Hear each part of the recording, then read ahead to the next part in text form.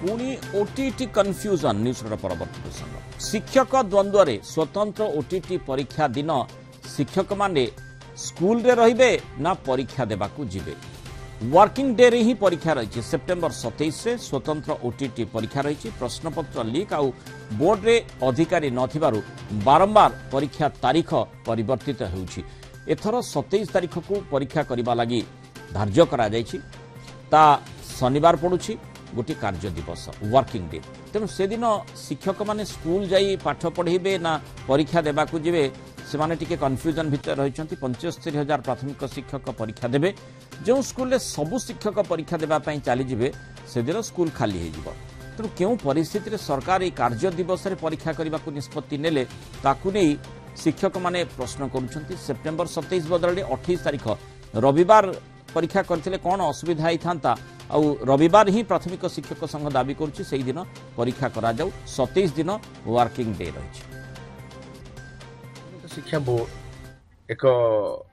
निर्देशनामा जारी कर आसंता 27 तारीख दिन स्वतंत्र ओटीटी परीक्षा करा किंतु यही ओटीटी परीक्षा जो दिन करा से दिन हूँ शनिवार से दिन हूँ विद्यालय कार्य दिवस जेहेतु 75,000 रु ऊर्ध्व प्राथमिक शिक्षक माने स्वतंत्र ओटीटी परीक्षा देवाई आवेदन कर बर्तमान द्वंद्व पड़ती तार कारण है जेहेतु से दिन कार्य दिवस से परीक्षा देवाकू जीवे केमती जो विद्यालय 2 जन शिक्षक अच्छा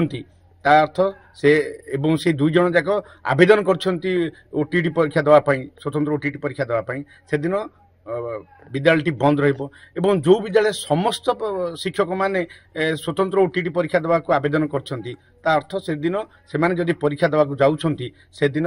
विद्यालय रे आउ कार्य करें अर्थात विद्यालय बंद तेणु से विद्यालय पाठ पढ़ेबे ना स्वतंत्र ओटीटी परीक्षा को देवे तेणु एटा से मन गोटे द्वंद्व सृष्टि कर जोनाल हेड विभूति साहू जोड़ी अधिक आलोचना करवा विभूति बहुत समय आम देखुचु शिक्षक राजरास्ता को आसुंच विभिन्न कारण जो विभिन्न दाबी जो पूरण होनी सेतेबेले पिला माने किभली पाठ पढ़ुछंती से बड़ प्रश्न और से प्रश्न भितर भल कथा शिक्षक माने पिला माने केमती पाठ पढ़िबे से दिगटी को मध्य विचार करुछंती अर्थात से दिन जेहेतु तांकर परीक्षा रही से माने परीक्षा देबाकू जिबे ना पिलांक पई पाठ पढ़िबा पई स्कूल रे रहिबे जेहेतु 27 तारीख गोटे वर्किंग डे रही से दिन निश्चय जेतेबेले कर्तृपक्ष निष्पत्ति नेले वर्किंग डे रे 75,000 शिक्षक परीक्षा देवाई जीवे ताहले उपस्थान बहु कम रहिबो ए दिगटी को चिंता कलेनी देखो मुनाल जदि अपन देखिबे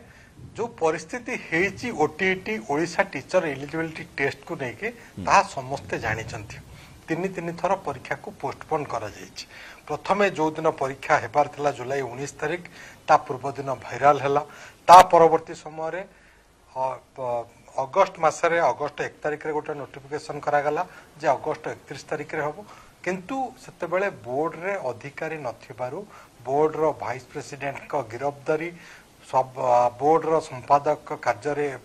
जोकन दे कि तांकर बदली हेबा एथिपाई बोर्ड परीक्षा करने को असमर्थ हो गला एवं एजी जेतेबेले ए परीक्षा सेप्टेम्बर 6 तारीख रे डेट डिक्लेयर करागला एवं आज संघ जो कथाटी कहूँ ताहा सेप्टेम्बर 7 तारीख रे कहिबार थिला प्रथम कथा द्वितीय कथा बोर्ड कर्तृपक्ष